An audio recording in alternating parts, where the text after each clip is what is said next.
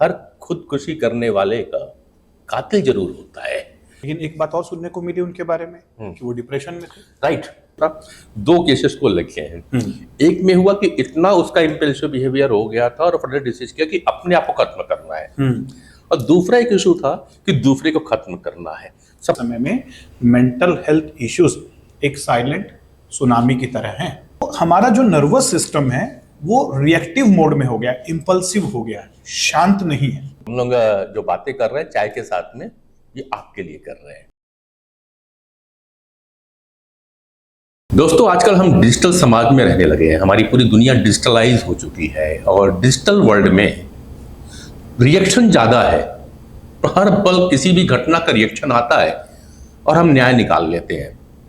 Social media में reel बन जाती है, बैकग्राउंड म्यूजिक हो जाते हैं और हम किसी भी घटना के प्रति जजमेंटल हो जाते हैं।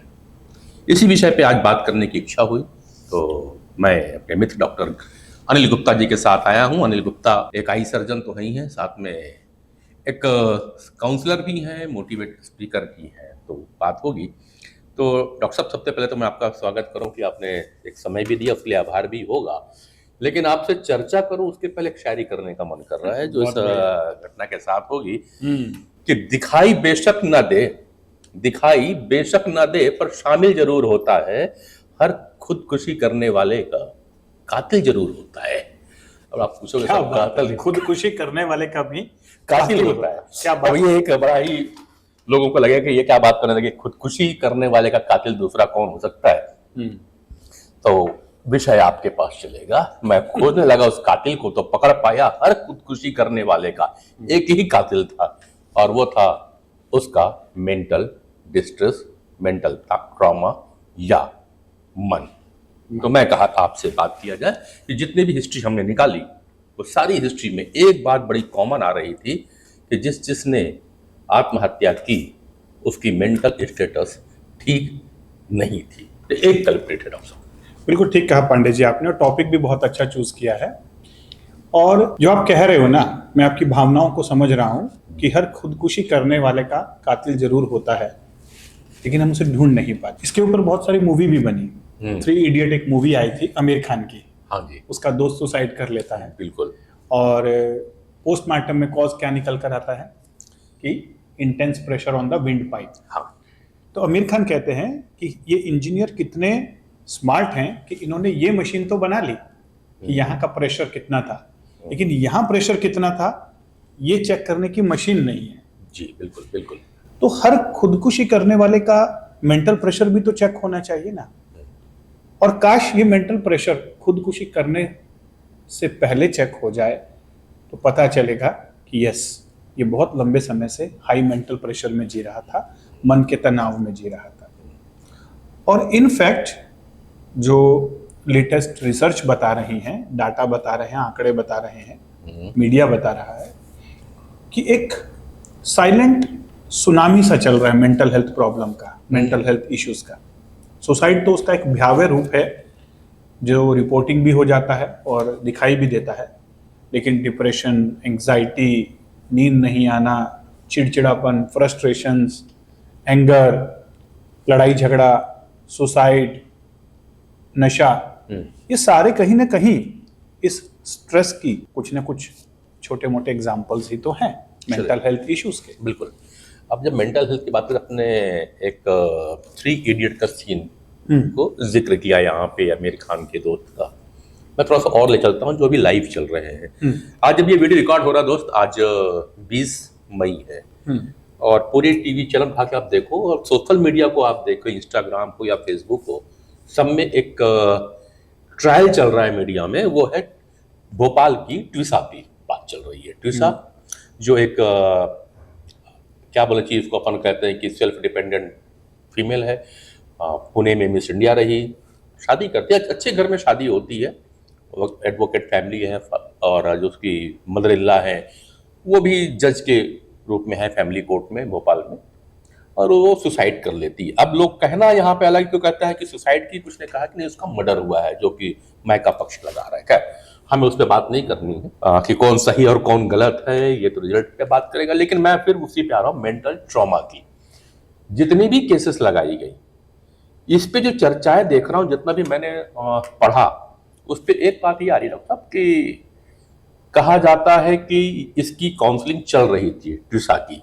और ये कुछ पिल्स भी लेती थी, कई बार साइकेट्रिस्ट के पास गई, साइकोलॉजिस्ट के पास भी गई, यानी कि मेंटल प्रेशर था, डिप्रेशन में थी, एंजाइटी में थी, कुछ ऐसी परिस्थितियां निर्मित हुई कि उसने सुसाइड किया। ठीक है, एक बात और आती, दूसरा पक्ष भी ले लेता हूँ, नहीं तो दर्शक कहेंगे कि आप एक तरफा बात कर रहे हो, दूसरा पक्ष लेता हूँ। चलिए, अगर मदर इन लॉ ने, जैसा कहा गया कि उसका हत्या की है, अगर अटेम्प्ट टू मर्डर की बात हो रही है, तो वही परिस्थिति में आई होगी।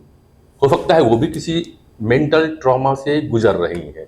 यानी मेरा कहने का मतलब ये है कि अगर कोई क्राइम कर रहा है या जिसके ऊपर क्राइम हुआ, दोनों कहीं ना कहीं मेंटल ट्रॉमा से, स्ट्रेस से, डिप्रेशन से, एंजाइटी से गुजरे हुए होते हैं। ऐसे मैंने भी 2-3 केसेस और देखे हैं। बात करते करते मैं लाऊंगा जितने भी मैंने सुसाइड के देखे, इवन जितने क्राइम के केस अभी रिसेंटली मैंने महीने 2 महीने में देखे हैं, वो सब के सब मेंटल स्ट्रेस की वजह से हो रहे हैं। बिल्कुल ठीक कह रहे हैं पांडे जी। एक बात को समझिए कि मीडिया में जो रिपोर्ट होता है जी, या जो दिखाया जाता है, जैसे क्राइम हो गया तो क्राइम सनसनी बन जाता है, उसकी ब्रेकिंग न्यूज चलाई भी जाती है, किसी ने सुसाइड किया उसके बारे में कि सुसाइड था या मर्डर था, क्या था, उसके ऊपर फिर एक चलता है। लेकिन एक चीज को समझिए कि ये जो 1 या 2 केस हुआ, उस प्रकार के बहुत सारे केस अभी पनप रहे हैं जिन्हें होने से रोका जा सकता है जी। लेकिन ये कब होगा? जब क्राइम के बारे में नहीं, क्राइम क्यों हो रहा है उसके रूट कॉज पे, उसकी जड़ों पे बैठ के वाद विवाद होगा, चिंतन होगा, मंथन होगा, विचार विमर्श होगा। लेकिन अभी की जो मानसिकता बनी हुई है, न्यूज को दिखाया जा रहा है, न्यूज देखने के बाद हम उसका पोस्टमार्टम कर रहे हैं, क्यों हुआ, कैसे हुआ, कौन जिम्मेदार। लेकिन ये नहीं समझ रहे हैं कि इस प्रकार के केसेस आगे भी तो लगातार देखने को मिल रहे हैं। आप पिछले 1-2 सालों में भी देखिए, अलग अलग प्रकार के डोमेस्टिक वायलेंस के केस, मर्डर के केस, सुसाइडल के केस बहुत सारे देखने को मिले। लेकिन हर केस का फिर वही होता है, एक ब्रेकिंग न्यूज बन जाती है, कुछ दिनों तक मीडिया में चलती है, लेकिन जो रूट कॉज है, ताकि प्रिवेंशन किया जा सके, बहुत सारे आने वाले केसेस को बचाया जा सके। सिंपल सी बात समझिए, बीमारियां हो रही हैं, उसके बारे में दिखाया जा रहा है, इतने % बीमारी बढ़ गई, इतने % मोटापा बढ़ गया, ये आंकड़े हैं, वो आंकड़े हैं। ऐसा देखने से सनसनीखेज न्यूज तो बनती है, लेकिन उसी दौरान ये बीमारियां बढ़ क्यों रही हैं और इनको कैसे रोका जा सकता है, इसके ऊपर बात नहीं हो रही है। सुसाइड हो रहे हैं, सनसनी हो रही है, सुसाइड कैसे रोके जा सकते हैं, इसके ऊपर बात नहीं हो रही है। दो ही पे बात होती है, या तो सिंपैथी पे बात हो रही है या सनसनी पे बात हो रही है। सनसनी पे बात हो रही है, दो ही चीजों पे होती है। सनसनी केस न्यूज बन रही कि उसने इसको मार दिया, या उसने सुसाइड कर लिया तो उसके प्रति सिंपैथी दिखा रहे हैं। राइट, दो ही चल रहा है। जिम वाले केसेस में ले लीजिए, जो सडन हार्ट अटैक हो रहे हैं। अभी एक एग्जांपल और अच्छा है उसका ना, यूपी के जो प्रतीक यादव, यूपी के पूर्व सीएम का, प्रतीक कितना कॉन्शियस था अपनी हेल्थ को लेकर के, फिटनेस फ्रीक था, चैलेंज लिया, वो हैवी वेट था, बिल्कुल था। लेकिन जब उनके फादर मुलायम सिंह ने कहा तो उसने अपने आप को पूरी जिम में झोंका और एक अच्छा फिटनेस लाया। बहुत अच्छा 38 इयर्स में एक्सपायर हुआ, जबकि सबसे बढ़िया जिम उसका लखनऊ में है। लेकिन एक बात और सुनने को मिली उनके बारे में कि वो डिप्रेशन में थे। राइट ना, राइट, यानी कि कहीं ना कहीं फिजिकल फिटनेस के बियॉन्ड मेंटल फिटनेस नहीं था। ठीक है, डेथ का रीजन कुछ भी रहा हो, मैं वो नहीं कह रहा हूं, हमारा मुद्दा ये है भी नहीं, आज बिल्कुल मुद्दा नहीं है हमारा मुद्दा ये है कि ये जो चीजें हो रही हैं, इन सब के पीछे कॉमन चीज निकल कर आ रही है, मानसिक तनाव। और ये चाहे वो नॉर्मल डेथ हो या सुसाइडल डेथ हो या किसी ने उसकी हत्या की हो, तीनों घटनाओं में एक चीज कॉमन आ रही है, मेंटल। और ये तो वो केसेस हैं जिनमें डेथ हो गई, जिनमें रिपोर्ट हो गया, जो बड़े लेवल के केसेस थे जिनके बारे में मीडिया बात कर रहा है। जी, as a doctor day by day cases में मैं बहुत सारे केसेस देखता हूं जो काउंसलिंग के लिए मेरे पास आते हैं। सबसे बड़ा problem relationship issues, husband wife के बीच में कलह चल रहा है, पेरेंट्स और बच्चों के बीच में वाद विवाद चल रहा है, पड़ोसियों के बीच में विवाद चल रहा है, बिजनेस पार्टनर के बीच में विवाद चल रहा है। राइट। तो ये जो मेंटल टेंशन है, ये रिलेशनशिप को बिगाड़ रहा है। दूसरी बड़ी बात कि मेंटल हेल्थ जब डिस्टर्ब रहता है तो बॉडी अपने आप सारी फिजिकल डिजीज के लिए प्रोन हो जाती है। तो कितना भी अपन फिटनेस, फिजिकल फिटनेस रख लें, अगर मेंटल हेल्थ अच्छा नहीं है, मेंटली फिट नहीं है, तो कहीं ना कहीं फिर अगेन डिजीज भी बीमारियों की जड़ बन जाती है। यानी बॉडी भी बीमारियों की एक, शरीर भी बीमारियों का एक स्थान बन जाता है, और बहुत सारी बीमारियां भी उसी से आ रही हैं। तो बात जड़ की करनी है, पत्तों को बदलने से काम नहीं चलेगा। पत्ते तो बार बार वही आएंगे, हम पेंट लगा के पत्तों को चेंज कर देंगे। अगर हमें ग्रीन पत्ते चाहिए लेकिन अपन ब्राउन करने के लिए ब्राउन पेंट कर रहे हैं, जब वो पत्ते झड़ेंगे फिर ग्रीन पत्ते आएंगे। तो अगर हम ब्राउन पत्ते चाह रहे हैं तो हमें फिर से जड़ों की बात करनी होगी। तो बात करने की जरूरत है। आज के समय में मेंटल हेल्थ इश्यूज एक साइलेंट सुनामी की तरह हैं। अगर आज हम नहीं समझेंगे तो आगे आने वाले समय में ये स्ट्रेस है, साइलेंट किलर है हर चीज का, रिलेशनशिप का, फिजिकल हेल्थ का, मेंटल हेल्थ का, सब चीजों का अगर इल्जाम लगाया जाए कातिल कौन है तो ये तनाव है। 2 किस्से अपन ने ले लिए डॉक्टर साहब, एक किस्सा और लूंगा फिर समाधान की ओर चलूंगा आपके साथ में। एक आत्महत्या का ले लिया मैंने दूसरा से, एक प्रतीक यादव ले लिया जिसमें नेचुरल डेथ मानी जा रही है। तीसरा लेता हूँ, रायगढ़ का एक किस्सा आया था कि एक लड़की एक शादीशुदा लड़के के प्रेम में फंस जाती है। लड़का कुछ दिन तो साथ में चलता है लेकिन बाद में उसके घर में तनाव पैदा होता है, पत्नी नाराज होती है तो लड़की से पीछे छुड़ाना चाहता है। लेकिन लड़की है कि वो छोड़ना नहीं चाहती उसको। एक दिन वो उसके साथ में होटल में रूम शेयर करता है, सेकंड जाता है, समझाता है, नहीं होता तो जाके जंगल में उसे मार देता है। जब पुलिस ने उसका बयान दर्ज किया तो उसने कहा ऑन द कैमरा कि मैं उसको बहुत समझाने की कोशिश की, मैं इतना टेंशन में था, इतना परेशान था कि मेरे को कुछ समझ में नहीं आ रहा था, बस एक ही चीज आई, इससे पीछा छुड़ाना है, ये नहीं छोड़ रही है, इसे मार देना चाहिए। अगेन क्राइम का एक सबसे बड़ा कारण था स्ट्रेस। मैं 3 चीज, यानी कि एक इंपल्सिव बिहेवियर, चाहे वो सुसाइड हो चाहे मर्डर हो जी। वो जो इंपल्स आ रहा है ना, वो एक टाइम पे इंपल्स नहीं बन रहा है। ये मेंटल हेल्थ काफी लंबे समय से डिस्टर्ब चल रही थी इन पर्संस की। हाँ जी। और जब मेंटली हम फिट नहीं रहते हैं तो फिर डेफिनेटली जब कुछ ऐसे ट्रिगर्स मिल जाते हैं आसपास के परिस्थितियों में तो ये इंपल्सिव बिहेवियर आ जाता है। चाहे वो सुसाइड की फॉर्म में कन्वर्ट हो जाए और चाहे वो किस फॉर्म में कन्वर्ट हो जाए, मर्डर की फॉर्म में, या फिर अगर आपने हैवी वर्कआउट कर लिया, मेंटली आप एनर्जेटिकली नहीं थे, बॉडी के अंदर में ऑलरेडी डिजीज पनप रही थी, सडन ट्रिगर मिला एक्सरसाइज का, डेथ हो गई। चलिए यहां पर एक चीज कहना चाहूंगा कि बॉडी के अंदर एक फिजिकल एनर्जी है, लाइफ फोर्स एनर्जी। मैं अर्थात अब इसको समझता हूँ एक एक करके। हाँ, पहला चीज तो था 2 केसेस को लिखे हैं। एक में हुआ कि इतना उसका इंपल्सिव बिहेवियर हो गया था और अपने डिसाइड किया कि अपने आप को खत्म करना है, और दूसरा एक इशू था कि दूसरे को खत्म करना है। सबसे पहले मैं इन 2 पॉइंट को आपको समझूंगा, तीसरे को थोड़ा सा बाद में लेके चलता हूँ। तो मुझे 2 पॉइंट का समझिए, रूट कॉज और कैसे डेवलप हुआ, और ऐसी सिचुएशन आती है तो लोग कैसे क्या कर सकते हैं। हम सब कहते हैं, पहला तो यही हुआ ना कि ऐसी सिचुएशन क्यों निर्मित हो रही है कि एक नॉर्मल व्यक्ति, ठीक है, जब अभी तक तो सह रहा था, लेकिन अचानक ऐसी कंडीशन क्या आती है जो अपने आप को खुद खत्म करना चाहता है या सामने वाले को खत्म करना चाहता है। एक्चुअली जब काउंसलिंग के लिए केसेस आते हैं, कंसल्टेशन के लिए केसेस आते हैं, तो बहुत सारे लोग ऐसा बताते हैं, सर आजकल मैं ओवर रिएक्टिव हो गया हूँ, तुनक मिजाज हो गया हूँ, छोटी छोटी बातों पर गुस्सा करने लग गया हूँ, इरिटेशन रहने लग गया हूँ, फ्रस्ट्रेशन सा आ रहा है। क्लियर। दूसरा बिहेवियर ये देखने को मिल रहा है कि सर आजकल ना सेटिस्फेक्शन सा नहीं रहता है, माइंड ना एकदम से कुछ लगता है काम ही नहीं कर रहा है, कुछ डिसीजन ले ही नहीं पा रहा हूँ, कंफ्यूजन सा लगता है, मूड स्विंग्स हो रहे हैं, लो एनर्जी लग रहा है। और तीसरा सिचुएशंस ये भी आ रहा है कि सर कभी कभी ना एकदम इंपल्सिव मोड एक्टिवेट हो जाता है और मैं कुछ ऐसा कर देता हूं घर परिवार में, बिजनेस में या बाहरी दुनिया में। कई बार रोड पे जा रहा होता हूं तो किसी के साथ किसी ने कुछ थोड़ा सा कर दिया तो इंपल्शन में उसके साथ लड़ाई झगड़ा कर ली, रोड रेज जो देखने को मिल रहा है। घर में किसी फैमिली मेंबर के साथ ऐसा बोल दिया या ऐसा कुछ कर दिया फिजिकली जो नहीं करना चाहिए था, हाथ उठा दिए, कुछ कर दिया।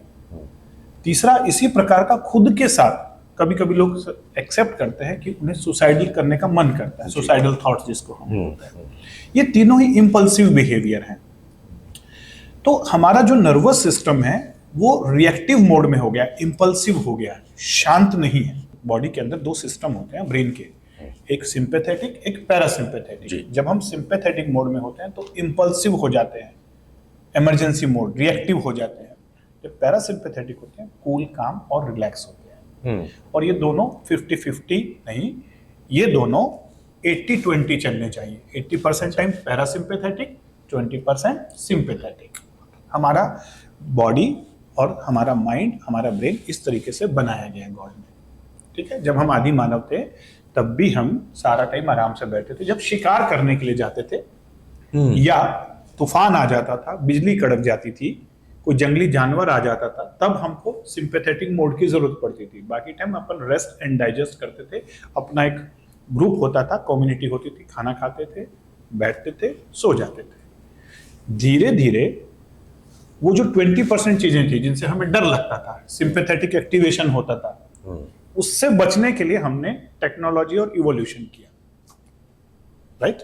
और आज ना तो हमें जानवरों का डर है, बल्कि जानवर हमसे डरते हैं। ठीक है, जानवरों को देखने के लिए हमको जाना पड़ता है, वो हमें देखने के लिए नहीं आते हैं जंगल से। ठीक है, ना हमें बिजली का डर है, ना हमें तूफान का डर है, क्योंकि आज हमारे पास शानदार घर है, महल है, सब कुछ है। ना हमारे पास चीजों की कमी है, सब कुछ हमारे पास अवेलेबल है। एक क्लिक पर खाने पीने से लेकर जरूरत की सारी चीजें आपके पास पहुंच जाती हैं। सर एक चीज बड़ी हंसी आ रही मेरे को आपके पास से कि जब तक हम ना मतलब गाड़ी जंगल के बीच में रहते थे तो केवल बाड़ी होती थी, घर में दरवाजे भी नहीं लगते थे, वो केवल लकड़ी का 3 डंडा लगा देते थे ताकि जानवर अंदर मत आए। थोड़ा सा डेवलपमेंट हुआ तो किवाड़ लगा दिया, फिर ताले लगाए, और हम ज्यादा डेवलप हो गए तब सीसीटीवी लगा के घूम रहे हैं। हाँ, यानी ये बता रहा है कि जितना हम एडवांस होते जा रहे हैं उतने अपन रिलैक्स नहीं हो रहे हैं, और विजिलेंट हो रहे हैं और फियरफुल हो रहे हैं। तो हमारा जो सिंपैथेटिक सिस्टम था, जो 20% एक्टिव रहता था, आज 80% एक्टिव हो गया है, राइट। इनफैक्ट नींद में जो मेडिकल फिजियोलॉजी बोलती है कि पैरासिम्पैथेटिक एक्टिव होना चाहिए। तो लोगों का देखा गया स्लीप पैटर्न स्टडी के अंदर भी, जो न्यूरोलॉजिस्ट हैं स्टडी करते हैं, कि स्लीप के अंदर भी उनका सिंपैथेटिक सिस्टम एक्टिवेट हो रहा है। सपने आ रहे हैं बुरे बुरे, पाल्पिटेशन हो रहा है, इनसोम्निया हो रहा है, स्लीप की क्वालिटी डिस्टर्ब हो रही है। तो ये सोचने का विषय है कि इतना आप भी सोचो आपके साथ हो रहा है कि नहीं हो रहा है। हम लोग जो बातें कर रहे हैं चाय के साथ में, ये आपके लिए कर रहे हैं। अगर आपके साथ भी सिंपैथेटिक मोड ज्यादा हो रहा है, कमेंट्स पे लिखिएगा। तो ये सोचने का विषय है पांडे जी, कि इतना कुछ डेवलप करने के बाद, इवॉल्व होने के बाद, आज हमारे पास क्या नहीं है। बोलते हैं ना, वो शशि कपूर की पिक्चर का डायलॉग था ना, कि मेरे पास बंगला है, गाड़ी है, ये है, वो है। तो आज अगर दूसरी तरफ से बोला जाए तो दूसरा आदमी क्या कहेगा कि मेरे पास सुकून है, मेरे पास पीस है। वही है, माँ की तो शांति थी ना, माँ थी तो शांति थी, सुकून था। वही तो माँ के पास ही सुकून है, वही लोगों के पास अब नहीं रहा है। एक्चुअली वो माँ एक सुकून का प्रतीक थी। जी बिल्कुल। और हमने ये जो इतना इवोल्यूशन किया, इतनी डेवलपमेंट की, ये इसीलिए की कि हमारा मेंटल स्टेटस कूल हो जाए, रिलैक्स हो जाए, किसी भी प्रकार की इमरजेंसी हमें ना रहे। लेकिन आज वो शेर, चीते, भालू जंगल में है जिन्हें हमें देखने के लिए जाना पड़ता है, लेकिन हर आदमी जो ऑफिस में बैठा हुआ है उसका सिंपैथेटिक एक्टिवेट है। पता नहीं कितने शेर, चीते, भालू उसके माइंड में चल रहे हैं। हर आदमी दूसरे आदमी से डरा हुआ है, ट्रस्ट टोटली खत्म हो गया। सीसीटीवी कैमरा लगाने के बाद भी बहुत सारे डर आपके खत्म नहीं होते। कभी आपको लगता है कि मेरा मोबाइल हाईजैक तो नहीं हो जाएगा, कभी आपको लगता है कि कोई मेरा नियर बाय डियर वन को कोई बड़ी बीमारी तो नहीं हो जाएगी, कभी लगता है कि चीजों के दाम तो नहीं बढ़ जाएंगे, कभी लगता है कि पेट्रोल और डीजल या गैस ऐसा तो नहीं कि मेरे को नहीं मिलेगा, सबको मिल जाएगा। तो ये इनसिक्योरिटी की भावना, फियर की भावना, स्ट्रेस की फीलिंग लगातार बढ़ रही है। इतना इवॉल्व होने के बाद हमें समझने की बात है। हमें याद आता है कि जब सीसीटीवी नहीं लगा था घर में, तो हम लोग महीने भर जाते थे तो घर में ताला लगा के आराम से चलते थे। अब सीसीटीवी लगा लिया है तो हर 2 घंटे में चेक करते सीसीटीवी को, तो वहां भी टेंशन ही पड़ी हुई है सीसीटीवी लगा करके कौन कौन आया कौन नहीं आया वहां पे। तो खैर हम बात कर रहे थे मेंटल स्ट्रेस को लेकर के, 2 इशू पे बात हुई। और तीसरा इशू जो था कि ठीक है, एक डिप्रेशन में थे प्रतीक यादव, और एक कारण माना जा रहा है उनकी जो मौत हुई है उसमें। पर आदमी पूरी तरह से फिट, 1 दिन पहले 2 दिन पहले भी जिम करके जा रहा है, फिर ऐसी क्या घटनाएं घटती हैं कि इतना फिजिकली फिट व्यक्ति अचानक सवेरे डेथ हो जाती है, उसको सुनने में आता है। दोस्त लोग अचंभे में कैसा क्या हो गया। देखिए, ये एक बहुत ही ना ऐसा टॉपिक है जिसको हमें थोड़ा सा वैदिक विज्ञान के पॉइंट ऑफ व्यू से भी समझना होगा। जैसे एक बैलून होता है जी, बैलून को तो आपने देखा होगा ना, उसमें कई बार अपन बैलून को जब हवा भरते हैं तो उसमें कुछ ऐसे पॉइंट होते हैं जहां से वो पतला होता है, ठीक है, उसके वो वीक पॉइंट बोलते हैं जी। और जब अपन अगर ज्यादा हवा भर दें उसमें तो वो बैलून कहाँ से फटता है, जहाँ वीक होगा वहीं से वीक पॉइंट से। तो सेम टू सेम हमारी बॉडी के अंदर जैसे ईसीजी और ईईजी से अपन ब्रेन की और हार्ट की वोल्टेज मेजर करते हैं, इसी प्रकार से पूरे शरीर की एक बायो इलेक्ट्रिकल करंट होता है जिसको हम कहते हैं लाइफ फोर्स एनर्जी, वैदिक विज्ञान में प्राण जी। अब ये एनर्जी लगातार unhealthy lifestyle, sedentary lifestyle, unhealthy diet और मेंटल इमोशनल स्ट्रेस की वजह से डिस्टर्ब चल रही है, लो चल रही है। ऐसे में जब एक बड़ा सा ट्रिगर व्यक्ति को मिल जाता है, ओवर स्ट्रेस, जैसे दो प्रकार के स्ट्रेस हो रहे हैं। एक आदमी को मान लो वो उसकी लाइफ फोर्स एनर्जी पहले से ही कम है, ना तो उसका लाइफस्टाइल अच्छा है, ना डाइट अच्छी है और मेंटली इमोशनली स्ट्रेस से गुजर रहा है वो। अब ऐसे में अगर लगातार वो 4-5 दिन एग्जर्शन कर दे, जो देखने को भी मिलता है कि कई बार कोई आदमी बहुत ज्यादा एग्जर्शन कर रहा था, डांस करते करते हार्ट अटैक आ गया, दौड़ने में किसी ने मैराथन में पार्टिसिपेट कर लिया, वहां पे हार्ट अटैक आ गया, किसी ने शादी ब्याह अटेंड किया, लगातार 4-5 दिनों से सोया ठीक से नहीं था, हार्ट अटैक आ गया। क्लियर ना? ऐसे ही जिम है, जिम में जब आप जाके वर्कआउट कर रहे हो तो वो ठीक है कि वर्कआउट है, एसी में है, लेकिन आप बॉडी के अंदर एग्जर्शन तो लगा रहे हो ना। यानी फिर अगेन वही जो वीकेस्ट ऑर्गन है, और दो वीकेस्ट ऑर्गन बॉडी के बहुत इंपॉर्टेंट है वाइटल ऑर्गन्स में, एक ब्रेन और एक हार्ट, जिसके अपन ईसीजी और ईईजी की बात करते हैं जी। और उसमें जब चेंजेस आता है या तो हार्ट अटैक या ब्रेन हेमरेज, पैरालिसिस, ये बहुत सारे केसेस में देखने को मिल रहा है जी। तो इसमें भी हम ये समझते हैं कि फिजिकल फिटनेस के साथ साथ मेंटल इमोशनल स्ट्रेस भी लाइफ फोर्स एनर्जी को डिस्टर्ब करता है।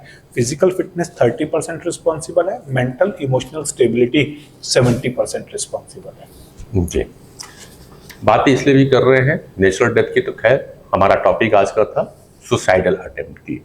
कुछ देर पहले मैं देख रहा था जब आपके पास आ रहा था, तो ये भी आया WHO की एक रिपोर्ट है, रिपोर्ट आज की नहीं है, ये 2019-20 की रिपोर्ट कहती है कि हर 40 सेकंड में एक सुसाइडल अटेम्प्ट हो रहे हैं। बड़ा डेंजर। और 19-20 की बात कर रहा हूं, 19-20 की बात है, आज तो 25-26 आ गया है, तो शायद कुछ बढ़ भी गया होगा जिस तरह से हम देख रहे हैं। सोल्यूशन की थोड़ी सी बात होनी चाहिए आपके साथ में, ठीक है, काउंसलिंग एक पार्ट है, लेकिन ये सिचुएशन तो हर किसी के साथ आ रही है। कभी आपने कहा बैलून कमजोर है, पर अभी किधर कमजोर है वो पता नहीं है अपने को। वो तब होता है जब ज्यादा हवा भर दी जाती है, तभी कौन सा मेरा ऑर्गन, जिस आप वाइटल एनर्जी की आप बात कर रहे हैं, तो वो कहाँ पे कमजोर है तो पता ही नहीं है। ठीक है, तो ऐसे कंडीशन में क्या करें कि कभी ओवर एग्जर्शन हो जाए और स्ट्रेस इतना बढ़ जाए कि हमारा गुब्बारा फूट जाए। तो देखिए दो चीजें हैं ना, कि अपने को इस बात को पहले बहुत ही इंपॉर्टेंटली नोट करना है कि जैसे फिजिकल फिटनेस जरूरी है, ऐसे ही मेंटल फिटनेस जरूरी है। जितनी इंपॉर्टेंस अपन फिजिकल हेल्थ को दे रहे हैं, उतनी ही इंपॉर्टेंस मेंटल हेल्थ को दें। ठीक है, जैसे हमको पता होता है कि मैं फिजिकली फिट नहीं हूं तो मैं दौड़ूंगा नहीं, ठीक है, क्योंकि मेरी हड्डी टूट सकती है या मेरे पैर में मोच आ सकती है, मैं नहीं करूंगा। इसी प्रकार से अगर मेंटली फिट नहीं है और यहाँ पर कोई झगड़ा हो गया, कोई इमोशनल डिस्टरबेंस आ गया, किसी ने कुछ बोल दिया, तो वहीं पे तो या तो मर्डर, इंपल्सिव बिहेवियर या सुसाइड या कुछ बहुत मेजर क्राइम। तो अगर हम समय रहते पहले से जैसे फिजिकल फिटनेस पे ध्यान दे रहे हैं कि भाई मुझे स्लीप जरूरी है, मुझे अपना डाइट सही रखना है, मुझे बॉडी की स्ट्रेंथ अच्छी रखनी है, ऐसे ही माइंड का प्रेशर ठीक रखना है, माइंड की स्ट्रेंथ अच्छी रखनी है, जो अपोजिट या अनफेवरेबल कंडीशंस लाइफ में डेवलप हो रही हैं, उसके लिए एक कूल काम मेंटल एटीट्यूड जरूरी है। और ये ट्रेनिंग जब प्रॉब्लम आती है तब नहीं दे सकते तुरंत में, पहले से। जैसे बच्चा एग्जाम में जाके तभी परफॉर्म कर पाता है जब वो साल भर पढ़ा होता है, वही चीजें उसके माइंड में आती है, फिर वो लिख पाता है। इसी प्रकार से जो हमारी वैदिक फिलॉसफी थी, जीवन दर्शन, लाइफ फिलॉसफी, जैसे यथार्थ गीता की बात करें, पतंजलि योग सूत्र की बात करें, विज्ञान भैरव तंत्र की बात करें, मैं ये 3 बुक्स का बार बार एग्जाम्पल देता हूं, क्योंकि ये माइंड की ट्रेनिंग है, ट्रेनिंग मैन्युअल्स हैं लाइफ फिलॉसफी के, जीवन दर्शन के। तो जब हम डेली लाइफ में इस प्रकार के लिटरेचर्स को, स्क्रिप्चर्स को पढ़ते हैं, तो हमारा माइंड एक सिलेबस की तरह उसे एक्सेप्ट कर लेता है और समझ रहा होता है, सीख रहा होता है कि मुझे विपरीत परिस्थितियों में कैसा बिहेव करना चाहिए। किसी को नहीं पता कब आएगी, हो सकता है रोड पे आ जाए, हो सकता है घर में आ जाए, हो सकता है बिजनेस में आ जाए। लेकिन अगर आपके पास पहले से वो नॉलेज है, वो लाइंस आपके माइंड को पता है, तो माइंड उस समय उनका रेफरेंस लेके कूल काम रहेगा। उसे समझ में आएगा कि मुझे जीवन को सही डायरेक्शन में कैसे जीना है। दूसरा है डेली बेसिस पर मेडिटेशन। जब हम डेली बेसिस पर मेडिटेशन करते हैं, मेडिटेशन का मतलब केवल रिलैक्सेशन नहीं है, मेडिटेशन का मतलब है अपने मेंटल मशीन को शार्प करना, ट्रेन करना, विपरीत परिस्थितियों में भी सहज रहने का। तो मन को समझना और मन को साधना, ये दो बहुत इंपॉर्टेंट चीज बताई गई है वैदिक विजडम में मेंटल हेल्थ को सही रखने के लिए। जैसे अपन फिजिकल फिटनेस के लिए डाइट और एक्सरसाइज, ये दो रोल कहते हैं, तो माइंड मेंटल हेल्थ के लिए मन को समझना, मन को साधना। समझने के लिए मॉडर्न साइकोलॉजी की जरूरत नहीं, वैदिक विज्ञान में मैंने जो बताया, यथार्थ गीता बोला, विज्ञान भैरव तंत्र बोला, पतंजलि योग सूत्र बोला, ऑलरेडी और भी कई बुक्स हैं, अष्टवक्र गीता है, बहुत सारे ग्रंथ हमारे पास में, उसमें से 6-7 ग्रंथ अपन अपनी लाइफ में ऐड ऑन करें। दूसरा है योग के अंदर वो टेक्निक्स हैं, अष्टांग योग के अंदर, उसमें से स्पेसिफिकली प्रत्याहार, धारणा, ध्यान और समाधि, ये वो टेक्निक्स हैं जो आपके माइंड को ट्रेन करती हैं डेली बेसिस पर कूल काम रहना, पैरासिम्पैथेटिक मोड में रहना। तो इतना बढ़िया वैदिक विज्ञान हमारे पूर्वज, हमारे ऋषि मुनि हमारे लिए छोड़ के गए हैं। मैं तो उन ऋषि मुनियों को प्रणाम करता हूं कि वो लिख के चले गए, बता के चले गए, समझा के चले गए। और आज के मॉडर्न समय में ये कोई फैशन नहीं है, ये दिखावा नहीं है वैदिक विज्ञान, ये आज के समय की सबसे बड़ी जरूरत है। और इसीलिए हमने पॉजिटिव हेल्थ जोन में क्वांटम वेदा, वैदिक wisdom, modern innovation, practical implementation, personal transformation, physical health के लिए, मेंटल हेल्थ के लिए, इसको लेकर आए। राइट। तो एक अंत चलते चलते कि लोगों को थोड़ा बहुत तो आभास हो जाता है डॉक्टर साहब कि इसकी मेंटल स्टेटस ठीक नहीं है, चाहे वाइफ हो, चाहे बहन हो, चाहे माँ बाप हो, राइट, लेकिन नजरअंदाज करते हैं उसको। सजेशन क्या होगा आपका, कब उन्हें काउंसलिंग की जरूरत पड़ती है और क्या कर लेना चाहिए प्राइमरी कंडीशन? राइट, देखिए अक्सर लोग मेंटल हेल्थ को बहुत ही नेग्लेक्ट करते हैं। एक बार बॉडी में पेन होगा, 2 बार होगा, 3 बार होगा पेट में, तो तुरंत सोनोग्राफी करा लेंगे। बिल्कुल, ठीक है, हेडेक होगा तो तुरंत डरते हैं कहीं कुछ मेजर ना हो जाए, सीटी स्कैन करवा लेंगे। लेकिन मेंटल हेल्थ को इतना ज्यादा इग्नोर करते हैं, एक तो उसके पीछे स्टिग्मा जुड़ा हुआ है, उनको लगता है कि मेंटल हेल्थ के लिए मुझे केवल साइकेट्रिस्ट के पास ही जाना पड़ेगा। और साइकेट्रिस्ट के पास जाने का मतलब क्या कि लोग क्या कहेंगे कि अरे वो साइकेट्रिस्ट की मदद ले रहा है, लड़का पागल हो गया है। हाँ, ये इस माइंडसेट को चेंज करना, ड्रामा हो रहा है माइंडसेट। दूसरा, हर मेंटल इश्यूज के लिए जरूरी नहीं कि साइकेट्रिस्ट के पास ही जाए। आपको जो भी लगता है कि आपके आसपास समझदार व्यक्ति है, ट्रस्टेड व्यक्ति है, जो आपकी इस प्रॉब्लम का हेल्प कर सकता है, हो सकता है कि आपका एक अच्छा दोस्त हो सकता है आपका कोई गुरु हो सकता है कोई आपका रिश्तेदार और हो सकता है अननोन पर्सन हो, जिसमें हम कहते हैं प्रोफेशनल वे में आज की डेट में साइकोलॉजिस्ट भी हैं, हेल्थ कोचेस भी हैं, मेंटल हेल्थ कोचेस भी हैं, और बहुत सारे गुरुजन भी हैं, स्पिरिचुअल मेंटर्स भी हैं। उनकी मदद जरूर लेनी चाहिए। क्यों लोग ज्यादातर मेंटल हेल्थ को इग्नोर करते हैं और फिर उसके 2 रिजल्ट मिलते हैं, या तो वो मेंटल हेल्थ क्रॉनिक चलते रहता है, फिर बड़ी सी बीमारी की फॉर्म में निकलता है, कैंसर या कोई बड़ी बीमारी, और फिर उस समय उनको वो सारी चीज करवाते हैं जो एक मेडिकल साइंस बोलता है, लेकिन तब भी वो रूट कॉज नहीं पकड़ में आता। अब तो शायद डॉक्टर्स भी बोलने लगे कि डायबिटीज और हाइपरटेंशन भी मेंटल इशू है। 80% साइकोसोमैटिक डिजीज है, ये मेडिकल साइंस मानने लग गई है। लेकिन मेडिकल साइंस अपना रोल बहुत अच्छा प्ले कर रही है 20% चीजों को मैनेज करने के लिए, एक्यूट मैनेजमेंट के लिए। एक्यूट मैनेजमेंट मेडिकल साइंस से करवाएं, लेकिन उसका जो रूट है उसको पकड़ने के लिए फिर अगेन हॉलिस्टिक हेल्थ केयर की जरूरत है। एक ऐसे एक्सपर्ट्स की जरूरत है जो holistic mind, brain, body, soul को समझते हुए उसे वेलनेस की तरफ लेके चले और उसके मेंटल क्लैरिटी और मेंटल पीस की तरफ लेके चले।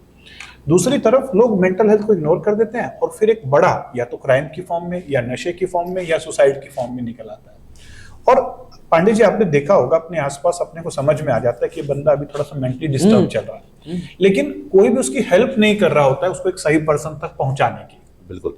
और बाद में जब अपन सुनते हैं फिर अपना भी रिएक्शन होता है, अरे यार उसके साथ ऐसा हो गया, उसने ऐसा कर लिया, फलाने ऐसा कर लिया। तो वो वैसा रिएक्शन ना देके मुझे लगता है अब सोसाइटी में हम सबको जिम्मेदारी लेनी होगी कि अगर कोई दिखे जो मेंटली लगे कि हाँ इसको जरूरत है, और मेंटल हेल्थ इश्यूज का मतलब सुसाइड, डिप्रेशन या बड़ा सा कोई ओसीडी नहीं है।